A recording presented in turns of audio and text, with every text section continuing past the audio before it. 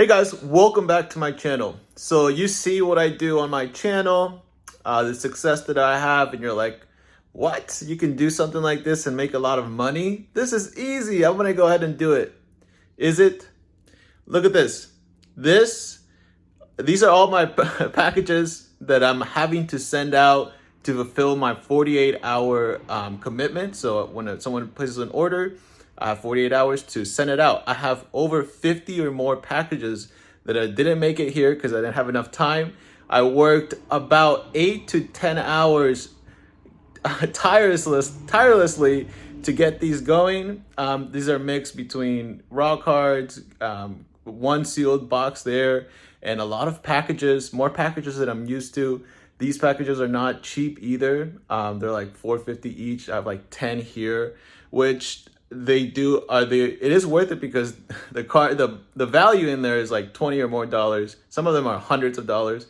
So I want to be a little bit realistic with you guys, fams. If you guys think this is all easy, walk in the park, you have to give up your weekend. A lot of the orders are done through the weekends.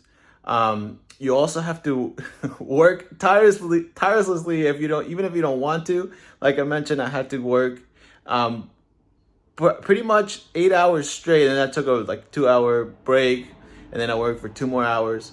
But pretty much the reason I had to do that is because I had a bunch of other orders that I had to send out. Just like right now, I have those 50 orders that I didn't get a chance to send. And I also didn't get a chance to send my reimbursement invoice, which is the cards the TCGPlayer has sold for me. So I need to send them back to them so that I can get paid for that.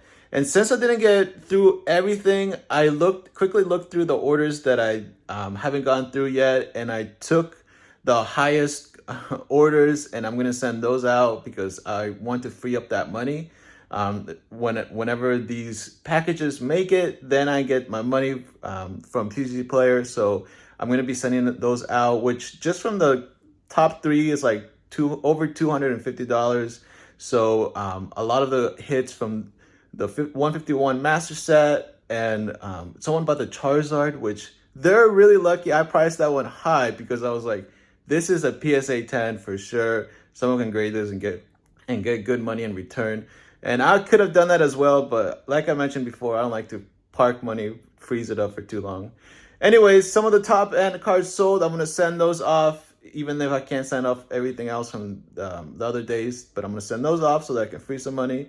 And I'm gonna show you guys how I go about processing some of these packages from everything from card 1 to card 10,000. All right, let's get into it.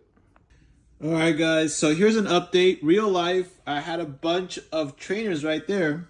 And as I do, I was eating my cereal. Some of it tilted over. And it ended up getting a lot of my trainers.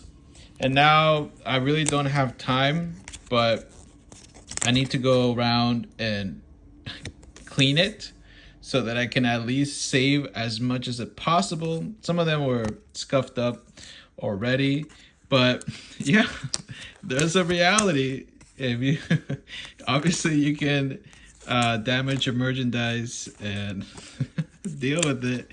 I don't have time to be dealing with this, but if I don't deal with it now, as you guys can hear already, it's already sticking because there was sugar in there. So if I don't do it now, it's going to be way worse trying to peel them off later. And at least now I can try to clean them off a little bit, and I can maybe get away with some light played ones. But yeah, reality of reselling 101. Wow, what a day.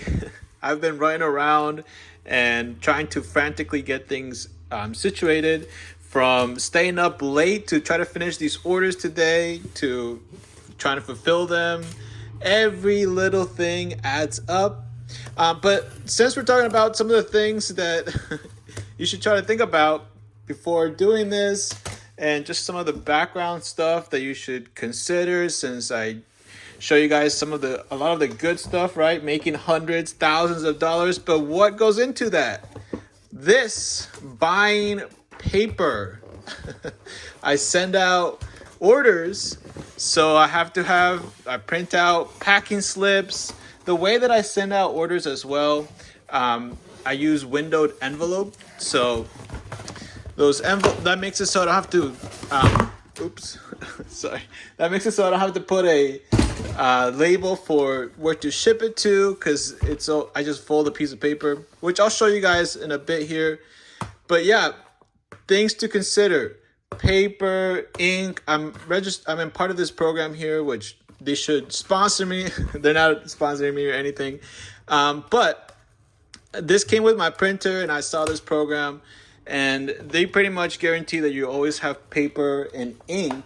So they'll send you the ink stuff, the paper, right before it expires, right before you need it. Look at this.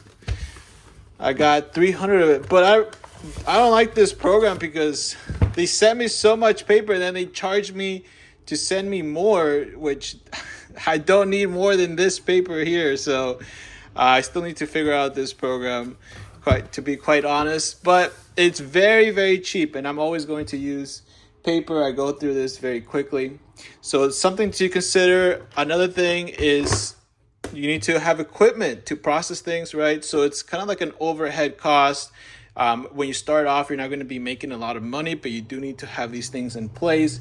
So you do need to have a good amount of money saved up so that you can live off of it, right? So a couple things to consider. Now I'm going to go over the order packing. All right, guys, I'm going to go over how I go about shipping out cards. Now, if you find this useful, the channel helpful, entertaining, please drop the like button, subscribe. I actually, most of my videos, I'm like, pretty much shouldn't be making them because I have so much to do, a lot going on, that it just takes away from making making my day work. So if you guys don't drop the like button, fams, I will discourage me from keep going. So please support the channel. Go ahead and do that. I'm gonna go over how I go about processing cards. So if I get an order, let's say, for example, first of all, let's go over the materials. You need your order. You need some scissors. You need a scale, and you need some sort of backing. Now you can use these here for vending machines, or you can use these here, top loaders. But you need some sort of card backing, and if you don't have sleeves, you'll need some sleeves. Team bags is it's not a necessity, but it's optional. So after you have some other things, another optional thing is a ruler. I'll explain why in a little bit. Okay, so let's say I have my order, and it just says one card. All right. Oh, I guess one other thing that I forgot that's important is your windowed envelope. Now, if you don't have a window envelope, you will need another a way to make a label. So I do have a label printer, but I use those for the return labels. I don't use it for the send to, because I would have to edit that in the computer every time, and it just doesn't make much sense when I can just fold a piece of paper, which I'm going to show you guys here. So this is the method that I use. Okay, let's say someone wanted to buy one card. Now, depending on the card, this is how I go about it. If it was a very cheap card, let's say 15-cent card, the cheapest card you can get, and these are examples, I don't actually sell Japanese cards. I would take one of these things here. The reason I use these is because it's the cheapest alternative, and it's safest, or it's safe to ship it out. So what I do is cut it so that it's not too big and it fits in the envelope like that. A little bit on the top, a little bit on the side. Golden. Now this costs about 15 cents, but if I cut it, then we cut that price in half. So now you're looking at, right, 8 cents to ship, to get a good backing, which is pretty cheap if you look at some other alternatives like Shipping Shield or something like that. I think those are like 15 cents per one. So I'm getting a pretty good deal out of this. So if it was just one card, lower end, I also include extras. I include extras because I want the buyer to know that I'm thinking about them pretty much. Like, it's a personal touch. I also want them to have something a little bit more out of it. And another important part is that it increases the durability of the card, makes it so less chances of it bending, right? If there was a little bit pressure applied. So that's another reason I put in a good amount. And then what I do after that is tape it. So when it's something like this, cheaper amount, I would tape the top and tape the bottom. When I tape it, I try to fold the edges inward because a very big pet peeve of of customers is having to take off the tape. So if you don't do this, if you do this, it makes it super easy, right? There are tabs here to take off. If you don't do it, then they have to fight to get it off, and then their experience of all this goes down the drain, right? You don't want that. You want them to have a nice, smooth experience. So you have your card, and this method works up to 10 cards. So then you take your packing slip. There is this line here. You fold it at that line, and then you don't want to fold it in half. You want to fold it a little bit less than half, like this much. And this is you'll get the feel of it. This is not. It doesn't have to be any specific point or anything. It's just. It doesn't have to. It can't go more than this part here. So when you look at it like this part in the front needs to be the lower end part, and then you put yours in here, and then you can put all this together. So you want the name here to show up where the windowed part is. So obviously it would show up here, but I wrote it up over there, and there you go. You get your, I have my label ready to go. I have this tin here that it's really useful for my shipping stuff. So I then put a label on it. If you don't have a label, fam, you're going to be writing that over and over again. Yeah, right. Go ahead and get yourself a label maker. So then you put a stamp. Bam. All right. So that is up to 11 cards. Now, why do I say up to 11 cards? Well, let me show you. This is 1, 2, 3, 4, 5, 6, 7, 8, 9, 10, 11. Now this actually might even fit 12. It's been a while since I've thoroughly tested the limit here, but this is why I have my scale as well, because you can fit with one stamp 1 ounce, right? So if I put this back to where it should be so that we can get the full weight of it all, then we start to see, look, 1.1 ounce. And usually this would be fine. No one is going to, even if they check, they're going to be like, okay, 1. So if you put 10 cards, that would be your legal 1 ounce. So this is how I go about up to 10 cards, and it looks like it would be even a little bit less. And like I said, this would be fine. I'll actually put even up to like 12, 13 cards. No one really does check. If they do check, they're gonna be like, okay, it must have been a scale issue, really.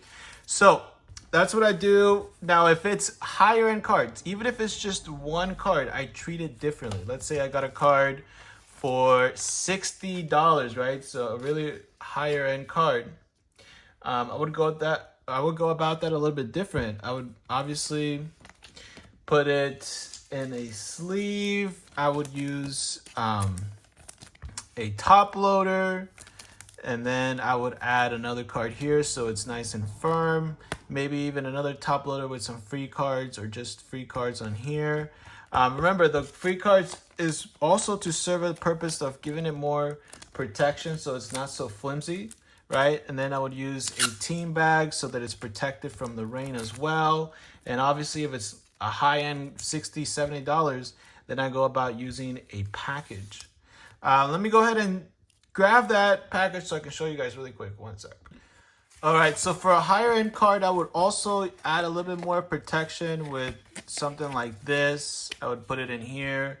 And then bubble mailers, I have 2 different sizes. I have the 4x8 that fits perfectly, like something like this, or a slab. You'll be able to fit this nice and tight in here. But if there are more cards that you need to also have more top loaders, then this wouldn't work anymore. So then I use the 6x10. the bigger one. So I have 2 different sizes for that reason. So that's how I go about higher end cards. Higher end cards get more of a special treatment. They obviously, right, higher end stuff.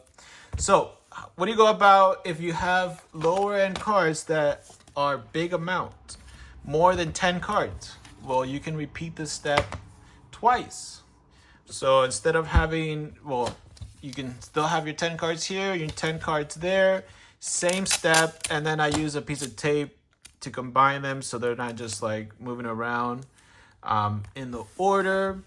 And then I go ahead and place it back in here, and bada bing, bada boom. So now the math actually gets a little bit better the more you go. So you can actually add more than 10 cards each, because look, now it's 1.7. So you can add probably 11 each. So you can do that up to 3 times because of the size, how much you can fit in there.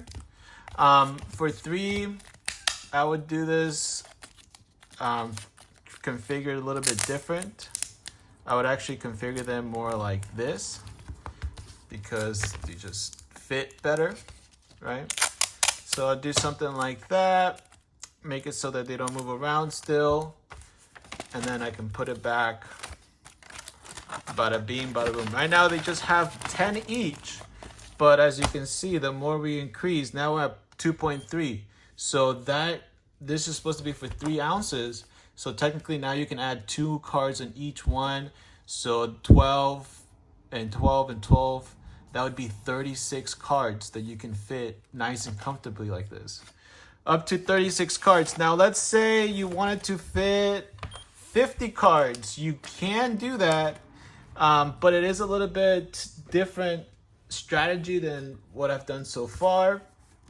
For 50 cards, you would actually use team bags. So I would put a team, or like 13, 14 cards in a team bag like this, and then I will tape it kind of like that, so it's just like nice and secure, right? And then I have the same step for 3 other ones. I put it in the envelope just like I showed you guys with this, and if you weigh that, you can get more out of it because you don't have the backings anymore. But when you have 14 cards or so, you really don't have to worry about too much the backing, because they're not going to like really, where you have to worry about folding. And you do, it's more about worrying about the edges, but with the team bag, it does protect the corners, the edges. So that's what I go about processing 1 card up to 50 cards in an envelope. Now you can also do the same step with higher end cards, but you would use team bags, you would use top loaders. And when you use top loaders, they're more heavy than your cardboard backing, so it does take more weight and you can fit less cards. So instead of 10 cards for one, you would actually only fit like 7 or 8 cards. But like I was saying, when you add more ounces, then you can add more cards and more cards. So that's how I go about processing higher end cards. And I've also released a video not too long ago showing you guys how I process lots of cards, like thousands of cards. So I'll probably do a follow-up video at some point for that. But honestly, right now, I have to close this video off here because I have to go do more things like outside, take care of some chores before the light goes away, the sun goes down. So again, we strongly appreciate if you guys drop a like button, subscribe if you guys want to see more content from me, and I'll see you guys hopefully in the next video. Later.